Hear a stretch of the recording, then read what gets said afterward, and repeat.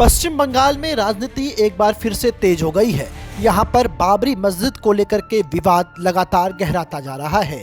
अब पश्चिम बंगाल के मुर्शिदाबाद जिला स्थित बेलडांगा में तृणमूल कांग्रेस से निलंबित विधायक हुमायूं कबीर शनिवार को बाबरी मस्जिद की नींव रखने की तैयारी कर रहे हैं। उनके समर्थक सुबह से सिर पर ईंट लेकर निर्माण स्थल की तरफ निकलने लगे हैं। बेलडांगा समेत आसपास का इलाका आज हाई अलर्ट पर है। कोलकाता हाई कोर्ट ने शुक्रवार को ही मस्जिद निर्माण पर रोक लगाने से इनकार किया था। कोर्ट ने कहा था कि कार्यक्रम के दौरान शांति बनाए रखने की जिम्मेदारी राज्य सरकार यानी कि ममता बनर्जी के कंधे पर होगी। हाई कोर्ट के निर्देश के बाद राज्य सरकार ने बेलडांगा और रानी नगर थाने के इलाके और आसपास में सेंट्रल आर्म्ड फोर्स की 19 टीमें, रैपिड एक्शन फोर्स, बीएसएफ, स्थानीय पुलिस की कई टीमें समेत 3000 से ज्यादा जवान तैनात कर दिए हैं। हुमायूं कबीर ने 25 नवंबर को कहा था कि वो 6 दिसंबर को अयोध्या में विवादित ढांचे के विध्वंस के 33 साल पूरे होने पर बाबरी मस्जिद की आधारशिला रखेंगे।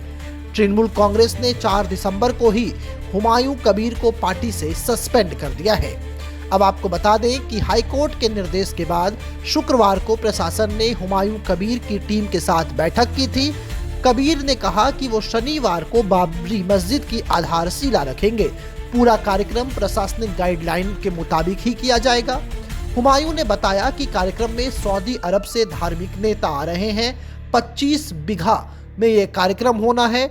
150 फीट लंबा और 80 फीट चौड़ा स्टेज तैयार किया गया है। 400 से ज्यादा लोगों के बैठने की व्यवस्था है। वहीं 3 लाख से ज्यादा लोग इस कार्यक्रम में जुटने की संभावना जताई जा रही है।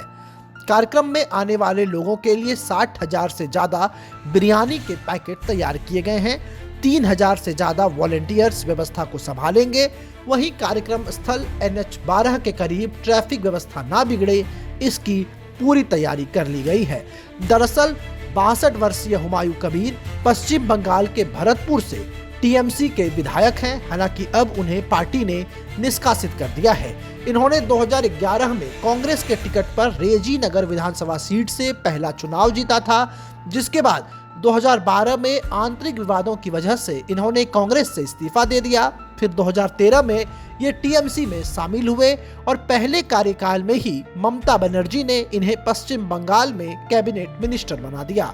इसके अलावा 2015 में पार्टी विरोधी गतिविधियों के आरोप में टीएमसी ने अपने विधायक हुमायूं कबीर को 6 साल के लिए पार्टी से निकाला और इसके बाद 2016 में हुमायूं कबीर रेजी नगर विधानसभा क्षेत्र से निर्दलीय चुनाव लड़कर चुनाव हार गए। 2018 में हुमायूं कबीर भारतीय जनता पार्टी में भी शामिल हो गए थे। जी हां, उसके बाद 2019 में मुर्शिदाबाद से बीजेपी के टिकट पर सांसद का चुनाव लड़ा और टीएमसी के कैंडिडेट से ही चुनाव हार गए और फिर 2021 में निष्कासन की समय सीमा खत्म होने पर हुमायूं कबीर फिर से टीएमसी में लौट आए। इसके बाद 2021 में भरतपुर विधानसभा से चुनाव लड़ा और एक बार फिर से विधायक बन गए।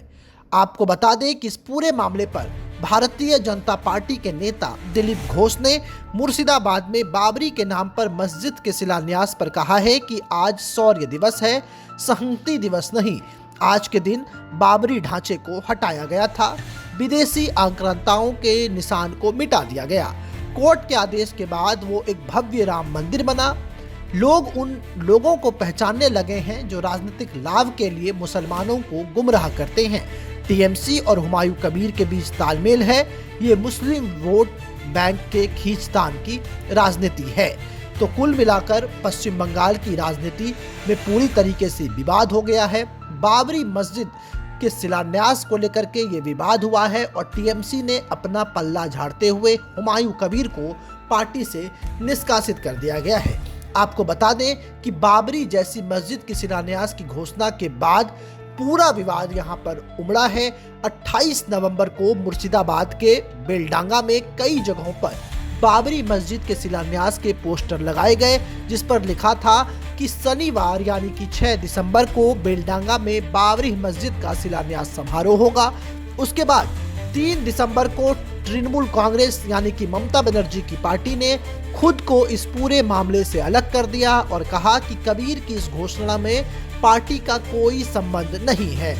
इसके बाद 4 दिसंबर को पूरा मामला बढ़ता देख टीएमसी ने अपने विधायक हुमायूं कबीर को पार्टी से सस्पेंड कर दिया। इसके अलावा कोलकाता के मेयर फिरहाद हकीम ने कहा कि पार्टी सांप्रदायिक राजनीति में विश्वास नहीं करती। पार्टी के एक्शन पर हुमायूं कबीर का कहना था कि मैं बाबरी मस्जिद बनाने वाले अपने बयान पर कायम हूं। इसके बाद टीएमसी से निकाले जाने के बाद हुमायूं कबीर ने अपनी चुप्पी तोड़ी और कहा कि मैं 6 दिसंबर को मस्जिद का शिलान्यास करूंगा। ये मेरा निजी मामला है, किसी पार्टी का इससे कोई लेना देना नहीं है। आपको बता दें कि 6 दिसंबर को यानी कि 6 दिसंबर 1992 को राम जन्मभूमि बाबरी विवादित ढांचे को कार सेवकों ने ध्वस्त कर दिया था और फिर 2003 में आर्कियोलॉजिकल सर्वे ऑफ इंडिया की रिपोर्ट में बाबरी ढांचे वाली जगह पर मंदिर रुमा संरचना मिलने का दावा किया गया था और मुस्लिम पक्ष ने इसे चुनौती दी थी। 1992 से लेकर के 2025 तक ये विवाद पूरे देश के केंद्र में रहा है और एक बार फिर से पश्चिम बंगाल में ये मामला गर्माता दिख रहा है। आपको बता दें कि 2026 में पश्चिम बंगाल में विधानसभा के चुनाव होने हैं और इसको लेकर के ये मामला तूल पकड़ता जा रहा है।